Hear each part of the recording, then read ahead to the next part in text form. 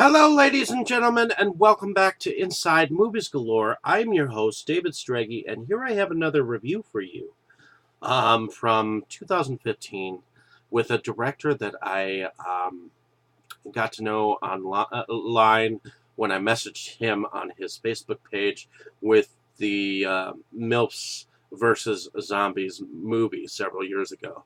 And I ended up picking up his first film as well, and he sent me his House of Profane a screener as well, probably to try me out, and I gave my honest opinion of them when I was writing for Movies Galore Milwaukee, and here I am going on our YouTube page, trying to um, re reevaluate my opinion on the film. I'm sure it's the same, but in any case, I just wanted to show you the cover of the movie of its in its original form. I also wanted to take out the little small poster that came with. I'm sure he had a poster of this exact same thing that you could get with the first like 20 copies or whatever. I'm pretty sure. So in any case, well, the thing that I'd like to say is that um, so let me ask you something.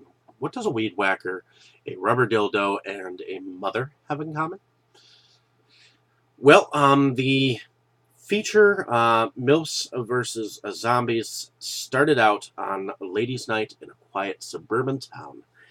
Jenny, Molly, Stacy, and Megan are having a ladies' night away from their men and kids for the evening, while Victor, Bill, and Slade went to frequent a local whorehouse.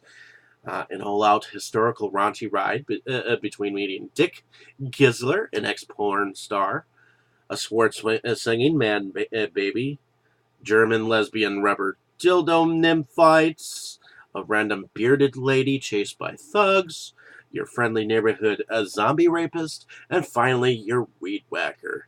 Cast iron wielding mommies on a path to clear the way back to their kids. Now, after watching this a second time, or even a third time, I couldn't tell you what the sister who cheated on her sister's husband's name was, but I can tell you the role playing between the skinny blonde and her lover was hilarious. My favorite two parts, and maybe I'm sickly perverted for enjoying these parts, but I don't really care. um, they were when this zombie comes into one of the woman's houses after she's showered, and he grabs her and rapes her and pulls her innards out through her crotch or cooch or whatever the fuck you want to say it. It's rather actually gory, and I think it's kind of cool how the actress just plays it out. Um, Another was where this hillbilly boy named Dolph is peeping Tom and a girl jacking off, and a zombie looking like that woman from Men in Black whose husband was taken over by that bug alien, uh, uh, and tore Dolph's stick off and munched on it. It was funny as all heck. I mean, there are moments like this that are raunchy and laugh out loud funny. I mean, so with this introduction in the beginning and the intermission, it's actually done and acted by Lloyd Kaufman as a character by the name of Malcolm Brooks of Trauma known, with interruptions from Reverend Nathan Ashbury's church and an appearance from famed YouTuber movie collector Sean C. Phillips of Ghost Shark and Treasure of Horrors Anthology 1 and 2 renown, who acts like he's holed himself off up drinking his own piss and eating cat food. Between fighting with husbands and zombies, I'll never look at MILFs the same way again.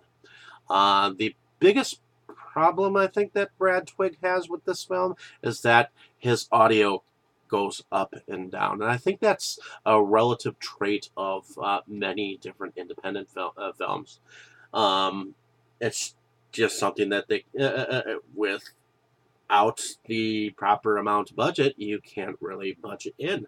I don't think.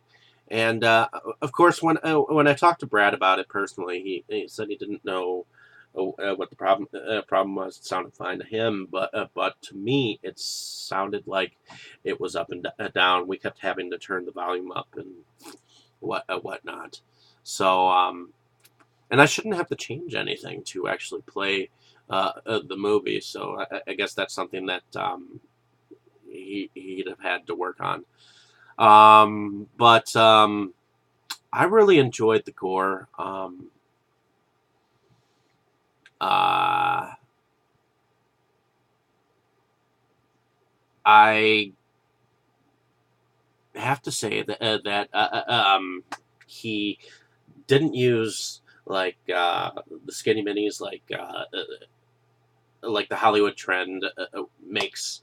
Um, they always have to have these perfectly physically fit people, um, which makes the town feel a little bit more real and human. And when a woman who has hold of the weed whacker and pulls it out as a weapon, that's freaking awesome. That puts Texas Chainsaw to a whole nother level, and I just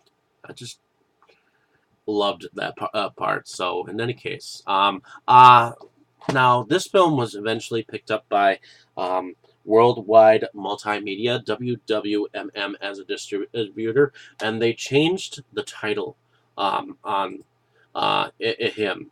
I don't know why, but this is kind of like a fuck you to directors and whatnot. And I thought this was um, insulting. And when I heard this, I mean, it really didn't need that number in the very beginning. It was just fine the way it was. Um, Maybe they thought that the title was just out there, and they just wanted to play it safe.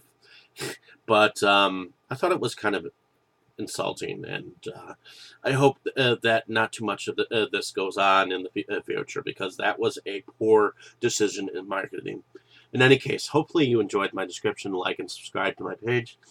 If you have not, definitely check out my other film reviews. Check out some of my future reviews. I'll definitely have some more cool stuff ready to talk about. I certainly enjoyed letting you know my thoughts on this film, and thank you for listening ahead of time. Thank you so much.